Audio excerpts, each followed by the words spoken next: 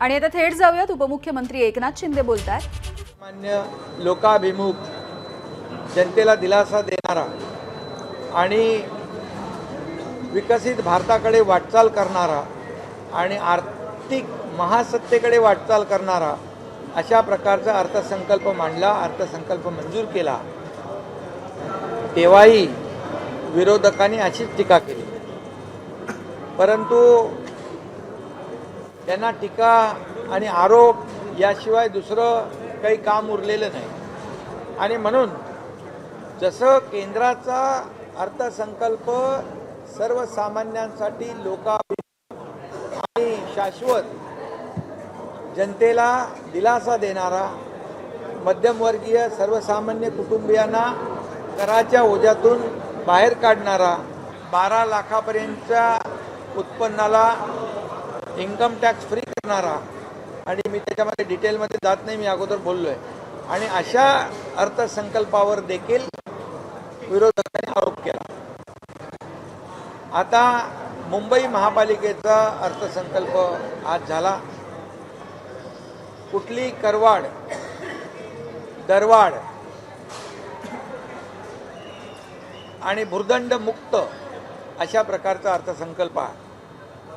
कुठलेही करवाढ नाही, शुल्कवाढ नाही, दरवाढ नाही आणि कुठलेही भुर्दंड नाही, अशा प्रकारचा लोकाभिमुख सर्वसामान्य मुंबईकरांना दिलासा देणारा हा अर्थसंकल्प आहे। 74,427 कोटीचा आहे आणि गेल्या वर्षापेक्षा हा 14.19% जास्त आहे, म्हणजे 9,000 कोटीने जास्त आहे। याचा अर्थ मुंबई वेगाने कात टाकते आहे, मुंबई वेगाने विकसित होते आहे। मला आठवत आहे की मी जेव्हा मुख्यमंत्री झालो तेव्हा मी आणि देवेंद्रजींनी, आम्ही दोघांनी मुंबई महापालिका आयुक्तांना सूचना दिल्या की गेले अनेक वर्ष मुंबईकरांचा खड्ड्यातून होणारा प्रवास कधी बंद होणार, आणि तो बंद करण्याच्या सूचना दिल्यानंतर 2 फेजमध्ये, पहिला फेज दुसरा फेजमध्ये आम्ही अख्ख्या मुंबई शहरातले रस्ते कॉन्क्रिटीकरण करण्याचा निर्णय घेतला। आतापर्यंत दरवर्षी रिपेअर करायचे, त्या डांबरातून पांढरं, पांढऱ्यातून काळं हे करून जवळपास 3,000 कोटी आतापर्यंत फक्त रिपेअरवर खर्च केले। हे जनतेचा पैसा हा कुणाच्या घशात गेला, कुणाच्या खिशात गेला हे आपल्याला माहीत आहे। आणि म्हणून आत्ता पुढच्या दोन्ही फेज आपले सिमेंट कॉन्क्रीटच्या रस्त्यांचे सुरू आहेत।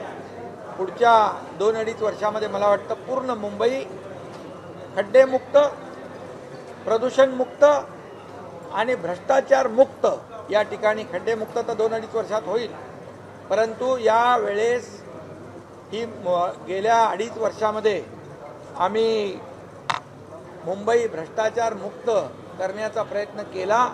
म्हणून खऱ्या अर्थाने विकास कामावर 43,000 कोटी रुपये आज खर्च होत आहे। पूर्वी कॅपिटल एक्सपेंडिचर हे 25% होतं, ते आता 58% आहे। म्हणजे विकास कामावर जादा खर्च करणारी ही मुंबई महापालिका एवढ्या मोठ्या प्रमाणावर देशातली पहिली महापालिका आहे। आणि म्हणून हे बजेट जे आहे विद्यार्थी, चाकरमानी, गरीब, कष्टकरी, महिला, उद्योजक यांच्यासाठी दिलासा देणार आहे, सर्वसामान्यांना दिलासा देणार आहे। याच्यामध्ये आरोग्याची काळजी घेतली आहे, शिक्षणाची काळजी घेतली आहे, यामध्ये पर्यावरणाची काळजी घेतलेली आहे। त्यामुळे खऱ्या अर्थानं आत्ता जेव्हा जसं आदरणीय प्रधानमंत्री मोदीजी मुंबईत म्हणाले होते की मुंबई आपली जी आहे ती देशाचं फिनटेक हब होईल, म्हणून ही ग्लोबल मुंबई आता देशाचं फिनटेक हब बनण्याच्या दृष्टीने वाटचाल करते आहे। हे आपल्यासाठी खूप चांगलं आहे। आणि म्हणून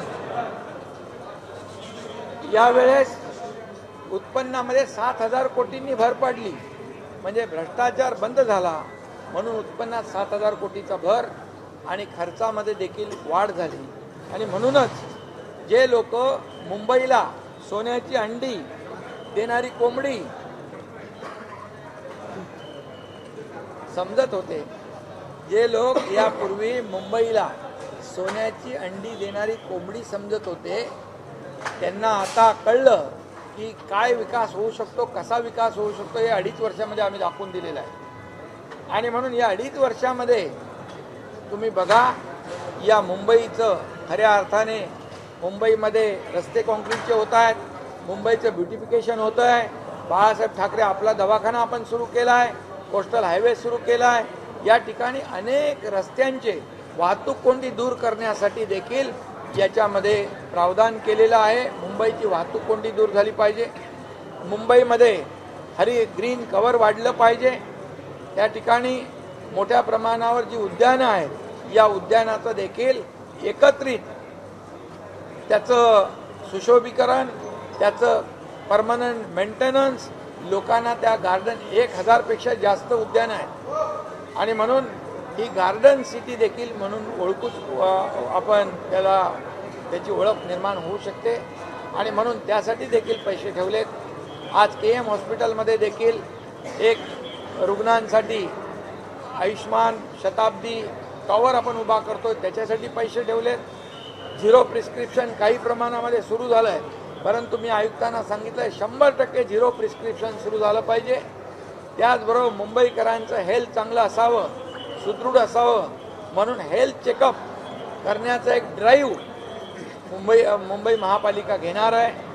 आणि याबरोबर मुंबईला एक मोठं 300 एकराचं मोठं गार्डन सेंट्रल पार्क या ठिकाणी मुंबई महापालिका देईल. कारण 120 एकर आम्ही जागा महालक्ष्मी रेस्कोर्सची घेतली आणि 175 एकर जागा ही कोस्टल हायवेची आहे. असं 300 एकराचं अंडरग्राऊंड म्हणजे सबवेने हे गार्डन जोडलं जाणार आहे. त्याचबरोबर लंडनच्या धर्तीवर, लंडन आयच्या धर्तीवर मुंबई आहे, हा देखील या ठिकाणी उभा करण्याचा या बजेटमध्ये त्यांनी मानस केलेला आहे. आणि म्हणून त्याचबरोबर कोळीवाड्यांचा विकास 25 कोटी रुपये कोळीवाड्याच्या विकासासाठी ठेवलेले आहेत. आणि त्याचबरोबर सर्व क्षेत्रासाठी विकासाला चालना देण्यासाठी या ठिकाणी मुंबई महापालिका सज्ज आहे. देशातलं मुंबई हे शहर आपली आर्थिक राजधानी तर आहे, जगातले पर्यटक इकडे येतात आणि म्हणून देशामध्ये नंबर 1 तर मुंबई शहर होऊ घातलेलं आहे. त्याची वाटचाल सुरू झालेली आहे. आणि म्हणूनच यावेळचं अर्थसंकल्प अतिशय महत्त्वाचा आहे. आणि म्हणून मुंबईचे आयुक्त भूषण गगराणी, अतिरिक्त आयुक्त अभिजित बांगर आणि त्यांचे सर्व इतर आयुक्त, अतिरिक्त आयुक्त, उपायुक्त आणि सगळ्या टीमचं मनापासून मी अभिनंदन करतो. हा अर्थसंकल्प हा लोकाभिमुख आहे, सर्वसामान्यांना दिलासा देणारा आहे आणि मुंबईचा विकास करणारा आहे. 2026 पर्यंत सर्व रस्ते काँक्रिटीकरणाचं अंतिम आश्वासन देण्यात आलेलं आहे. सर्व रस्ते जे आहेत, मी आताच सांगितलं की 2 फेजमध्ये आपण रस्ते करतोय. रस्त्यांची कामं युद्ध पातळीवर सुरू आहेत आणि पुढच्या मला वाटतं 2 वर्षामध्ये संपूर्ण मुंबई खड्डेमुक्त होईल. आणि तुम्ही काय म्हणाला? अरे बाबा, आरोप करणाऱ्यांना आम्ही आरोपाने उत्तर देत नाही, आम्ही काम करून उत्तर दिलं. आणि म्हणून तर यावेळेस 7,000 कोटी रुपये या ठिकाणी उत्पन्नात भर पडली, 7,000 कोटी रुपयांची. आणि 43,000 कोटींची कामं मुंबई महापालिकेने केली. आणि त्याचबरोबर हे जे ठेवी आहेत, आता जानेवारी, आज किती तारीख आहे? 4 फेब्रुवारी, 31 जानेवारीपर्यंत मुंबई महापालिकेचे FD जे आहे 82,800 कोटी रुपये हे याच्या ठेवी मुंबई महापालिकेच्या आहेत. सर, एक सवाल त्यामुळे सगळे आरोप जे आहेत हे खोटे आरोप आहेत आणि जे वस्तुस्थितीला धरून नाही आहेत. इकडे विकास करताना खर्च वाढलेला आहे, कारण विकासावर पैसे आता खर्च होऊ लागले. पूर्वी विकासावर पैसे खर्च करत नव्हते, कशावर खर्च करत होते ते आपल्याला माहीत आहे. आणि म्हणून आता तुमचा जो प्रश्न आहे, हा आरोप आहे की ठेवी मोडल्या, हे चुकीचं आहे. तुम्ही आयुक्तांना विचारून घ्या. आता 82,800 कोटी रुपये फिक्स डिपॉझिटमध्ये आहे. सवाल एक है सवाल ये है कि कल निदेश राणे ने कल निदेश ने मराठी हो दे साहेब. कॅबिनेट साहेब शिंदे साहेब सर एक सवाल अंजली रुक जा पूर्वी जा रहे हूं. 25% विकास कामावर खर्च होत होते.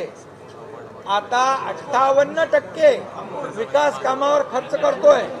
याचा अर्थ पूर्वी फक्त 25% कामावर खर्च होत होता.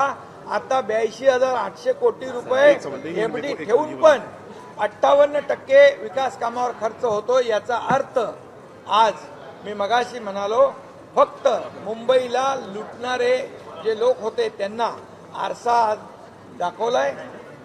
विकासाच्या वर खर्च 58% म्हणजे 43,000 कोटी रुपये विकासावर मुंबई महापालिकेने केलाय. मुंबई महापालिकेला उलट धन्यवाद दिले पाहिजे. त्यांनी त्यांचं अभिनंदन केलं पाहिजे.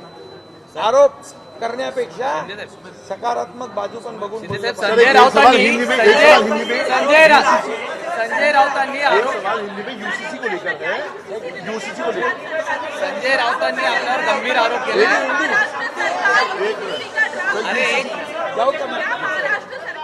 अरे इसका एक मिनिट थांब ना. संजय राऊतांनी कोई भी टैक्स में बढ़ोतरी, करवाड़, दरवाड़, कोई भी भुर्दंड, कोई भी शुल्क बढ़ाने का काम नहीं करते हुए ये बजट जो है सर्वसामान्य नागरिक के लिए लोकाभिमुख है. 74,427 करोड़ का ये बजट है और ये बजट 9,000 करोड़ से ज़्यादा है. पिछले बजट से 14.19% ये बढ़ोतरी है. ये बहुत अच्छी बात है. ये अच्छे साइन है और इसलिए मुंबई बड़े तेजी से डेवलप हो रही है. यहाँ पर विद्यार्थी है, मुंबईकर है, गरीब है, कष्टकरी है, महिलाएं हैं, उद्योजक है, आरोग्य सुविधा है, शिक्षा की सुविधा है, ये सभी और इंफ्रास्ट्रक्चर इस पे काम किया है. और पिछले बार 25% काम डेवलपमेंट में होता था. इस बार 58% का खर्चा जो है डेवलपमेंट में हुआ है. इसका मतलब 43,000 करोड़ रुपया ये डेवलपमेंट में किया है. इसलिए और 7,000 करोड़ आमदनी में बढ़ोतरी हुई है.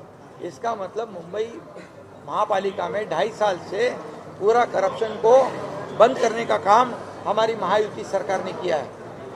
जब मैं मुख्यमंत्री बना तब मैं और देवेंद्र जी ने कमिश्नर को कहा कि ये मुंबई गड्ढों से भरी है, उसको गड्ढों से मुक्त करिए. तो 2 फेज में हम लोग यहाँ पर मुंबई को पूरे कंक्रीटाइजेशन कर रहे हैं, पूरे रोड कंक्रीट के कर रहे हैं. और इसलिए मैं कहूँगा कि Mumbai will be pothole free in next 2 years. Sanjay राऊतांनी गंभीर आरोप केलेले आहे कामाख्या देवी संदर्भात. आणि म्हणून पुढच्या 2 वर्षामध्ये पूर्ण रस्ते मुंबईचे खड्डे मुक्त होतील. आणि त्याचबरोबर मुंबई आम्हाला प्रदूषण मुक्त करायची आहे, खड्डे मुक्त करायची आहे आणि भ्रष्टाचार मुक्त मुंबई या ठिकाणी आम्हाला करायची आहे. आणि म्हणून त्याचं हे पहिलं पाऊल आहे. आदरणीय प्रधानमंत्री जी ने कहा था मुंबई को हम फिनटेक हब बनाएंगे. इसकी शुरुआत हुई है. ये हमारे लिए बहुत बड़ी बात है. और इसीलिए मुंबई देश में डेवलपमेंट में नंबर 1 शहर बनेगा. मुंबई देश में नंबर 1 शहर बन रहा है.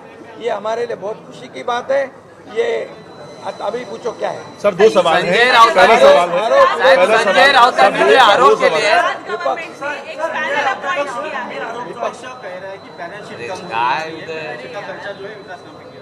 विपक्ष को मेरा इतना ही कहना है कि सिर्फ आरोप मत लगाओ. वो तो मुंबई को सोने के अंडे देने वाली मुर्गी समझ रहे थे, लेकिन हमारे महायुति सरकार ने करके दिखाया है. 7,000 करोड़ की आमदनी बढ़ाई है, 25% कैपिटल एक्सपेंडिचर से 58% पे गए हैं और कोई भी एफडी अभी भी आज आप मुंबई के आयुक्त जी से पूछो, आज की तारीख में 82,800 करोड़ की एफडी है। सर दो सवाल है। संजय पहला राउत सवाल ने है जे आरोप केले आहेत, संजय राउत ने पहले वर्षा बंगले को लेकर संजय सवाल राउत खड़े ने किए थे गंभीर और आरोप उसके केले बाद हैं। अभी कामाख्या में आप लोग साहेब, गए थे संजय राउत ने गुवाहाटी में, गंभीर आरोप केले उसको हैं, लेकर भी बड़े वर्षावरती कामं केलेली गंभीर आरोप हैं आपके, तो आपने सुने होंगे। क्या रिएक्शन है आपका? पहला वही सवाल है। कामाख्या को लेकर वर्षा बंगले को जादू लेकर टोण्याचा उल्लेख केलेला आहे। बहुत गंभीर आरोप आपके ऊपर। ज्यादा उनको उसका एक्सपिरियन्स मराठी सर हिंदी खूप जास्त एक्सपिरियन्स त्यांना आहे त्याच्यातला जास्त एक्सपिरियन्स अनुभव त्यांना असल्यामुळे मला वाटतं त्यांनाच विचारा तुम्ही खरं काय खोटं काय। सर यूसीसी को लेकर एकूणच वारंवार बोलतायत ते, वारंवार अंधश्रद्धेबद्दल बोलतायत ते। त्याच्यावर बोलण्याची मला आवश्यकता वाटत नाही। सर यूसीसी को लेकर यूसीसी लागू कर दी है पैनल अपॉइंट किया है सर, ये आप कितने सीरियस हैं? पैनल अपॉइंट किया है, बोला गया है कि आप कुछ समय में ड्राफ्ट बनाइए यूसीसी के रिलेटेड। महाराष्ट्र का- आपकी सरकार आई है महाराष्ट्र में, क्या महाराष्ट्र में यूसीसी इंप्लीमेंट होगा? क्या ड्राफ्ट बनाएंगे? हमारे मुख्यमंत्री जी, देवेंद्र जी, मैं, अजीत दादा, हम लोग सब बैठेंगे, इसके ऊपर चर्चा करेंगे और निर्णय लेंगे। Thank you sir.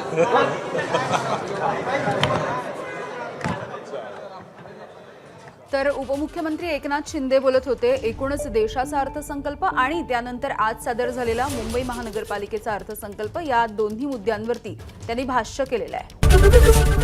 एबीपी माझा, उघडा डोळे बघा नीट।